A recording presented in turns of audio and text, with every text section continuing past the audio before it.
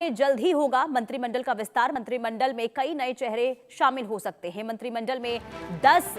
खाली पदों को भरा जाएगा और जेडीयू से 6 और बीजेपी से 4 और मंत्री बन सकते हैं, ये जानकारी सामने आ रही है। आपको बता दें कि बिहार में नीतीश कुमार मंत्रिमंडल विस्तार को लेकर कई तरह की चर्चाएं भी चल रही है। दरअसल नीतीश कैबिनेट में अब भी 10 मंत्रियों के पद खाली हैं, जिसमें से 6 पद जेडीयू के खाते में हैं, तो 4 पद बीजेपी के कोटे के हैं। बिहार कैबिनेट के स्वरूप की बात करें तो मुख्यमंत्री के अलावे 35 मंत्री बनाए जा सकते हैं और 20 नवंबर 2025 बिहार विधानसभा चुनाव के परिणाम के बाद जब नई सरकार का गठन हुआ तो कुल 25 मंत्रियों ने शपथ ली, लेकिन अभी 10 पद खाली हैं और इस 10 पदों को लेकर सवाल ये उठाए जा रहे हैं कि आखिर 10 पदों को भरा कब तक जाएगा। हालांकि देखिए, पहले से संख्या तय कर ली गई है कि जेडीयू के खाते में 6 है और बीजेपी के खाते में 4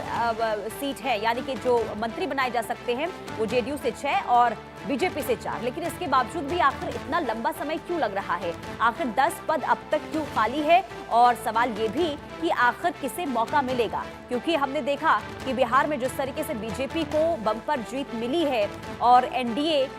जो सबसे बड़ी पार्टी बनकर आई और इसके बाद लगातार सरकार के गठन के बाद चर्चा इस बात को लेकर कि जो 10 पद खाली हैं उसमें आखिर किसे जगह मिलेगी, किसे तरजीह दी जाएगी, क्या इसमें कोई एक्सपेरिमेंट किया जाएगा? और सवाल ये भी कि आखिर मंत्रिमंडल का विस्तार कब तक हो पाएगा। हालांकि देखिए, जो अभी तक सरकार का गठन हुआ है उसमें हमने कई बदलाव भी देखे। खास करके देखिए,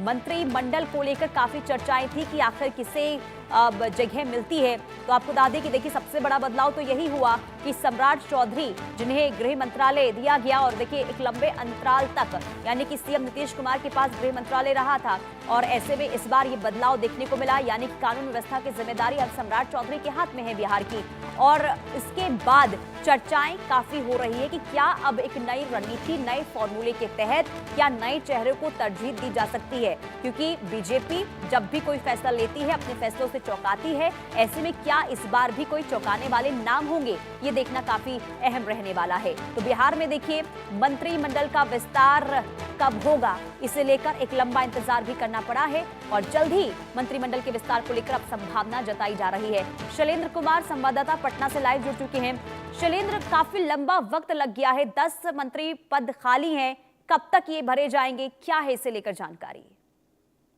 देखिए, साफ तौर पे है जो मंत्री भरे जाने थे वो आप कह सकते हैं खरमास के समय भी, यानी कोई इसको काम नहीं होता है, यानी कि ये खरमास के समय ये नहीं होगा, लेकिन जैसे ही खरमास खत्म होगा, यानी कि ये कह सकते हैं कि 14 जनवरी के बाद जो है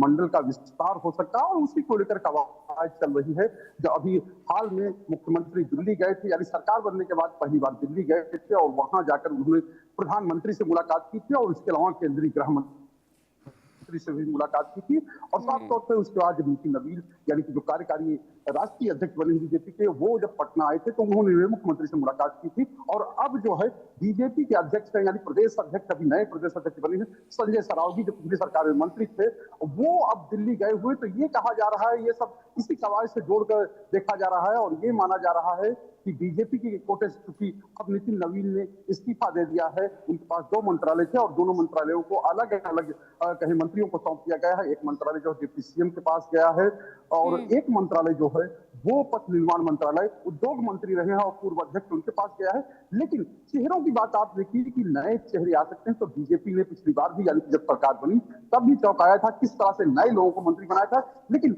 अभी कई ऐसे लोग हैं, कई पुराने मंत्री हैं, चाहे उसमें बात हो जो नीतीश मिश्रा है या कई और नामों की चर्चा थी, राणा रणधीर है, और उसके अलावा कहीं कि कई जो पुराने मंत्री हैं जिनका पत्ता कटा था, वो भी इस कोशिश में लगे हुए हैं कि उनका नाम जो है, जब नया मंत्री जो विस्तार हो, मंत्रालय का विस्तार हो, ठीक है, यानी कि कोशिशों में हर